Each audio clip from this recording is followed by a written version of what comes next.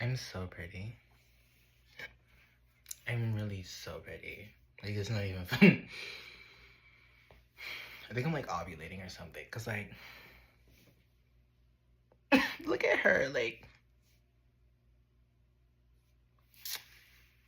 I'm just so pretty. I'm just so pretty. And the thing about like Jeffree Star is like when I was growing up as a little girl in like 2018, I used to love his videos because I was a misguided black girl on the internet. I used to love Shane Dawson. Horrific. Um, but like that era of YouTube like changed my life in a way.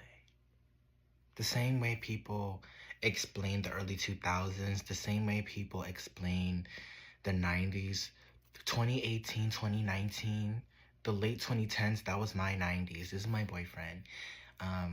His name is Panda Creole. But the way people, like, don't you remember the late 2010s? It was so kind, right? Like, I just can't wait until the 2030s runs around so that I can really go back and live my dream life that I wanted to live at 10 years old. Because I'm getting emotional. Because, like, I was also really into K-pop. And if you were into K-pop back then, you know them girls had the fucking clothes down. They were dressed down. They still are. I'm not into K-pop now, but, like, they were dressed down. Now, I feel like the reason why I was able to enjoy the late 2010s was because I was a misguided Black American girl listening to K-pop. And this is no shade to Black K-pop fans, but I was one of them K-pop fans who was like, oh no, music is music. Music is music is meant to be shared. I was watching Shane Dawson with his like conspiracy videos.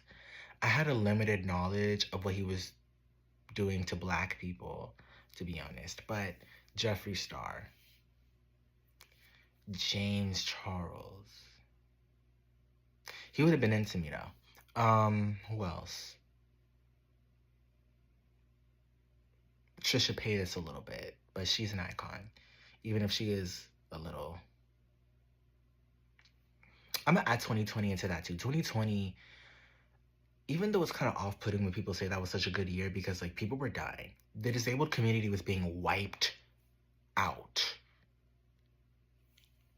Black people, well, I mean, the constant state of trauma. So honestly, that's not even unique. But like 2020, when people say, "Oh my God, that was such a good," like, I know you're not disabled, but anyway, I kind of just miss that era of time. I wish I was like a teenager in that era of time as opposed to this one. But I feel like people always say that, like, if I was a teenager in the 90s, I would say that. If I was a teenager in the 80s, I would say that. If I was a teenager in the early 2000s, I would say that. You don't really appreciate how beautiful and unique and culturally significant your period of time is until you leave it. Now, did I know that the period of time I was existing in the late 2010s, did I know that was cunt as fuck? Oh, I automatically did. I didn't need to like come out of that to know. It was just that cunt. The late 2010s is that girl. And I really fear that in the 2030s it's gonna be always early or mid, like 2016. No, baby. 2016 was cute. No. That's not. No. No. It's 2018. That's the year. That's the sort. It's 2017, honestly, but 20. Y'all don't get it. Y'all don't get it. Y'all don't get it. Y'all don't get it. Y'all don't get it. But also during that time, I wanted to kill myself. So why am I romanticizing that time? I don't know. But that's what we do with a lot of different times. Like, in the 80s, it really pisses me the fuck off when people try to like romanticize that shit. Like, wasn't the crack epidemic going on? My mom has trauma from that. Like, there's probably generational trauma that I like epigenetically inherited from what she had to go through in a Black ghettoized community in the 80s. The AIDS epidemic, the reason why I don't see no gay old people is because they were all wiped out. All the trans girls were wiped out. Why would I want to romanticize the 80s? But why would I not want to romanticize the 80s? You see, like, it was horrific things going on.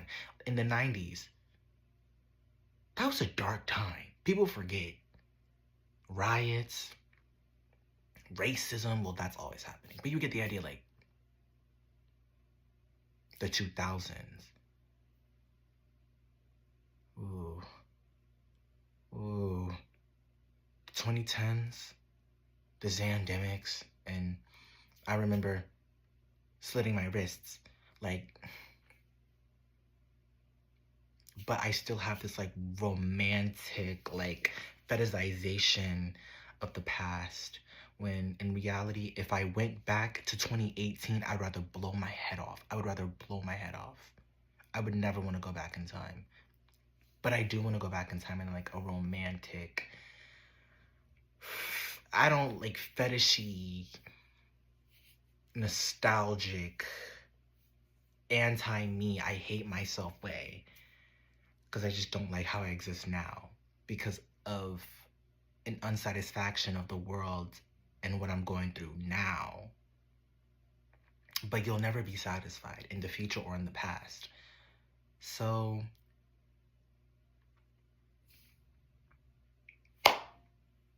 time is fake anyway. So none of this shit matters, honestly. None of this shit matters.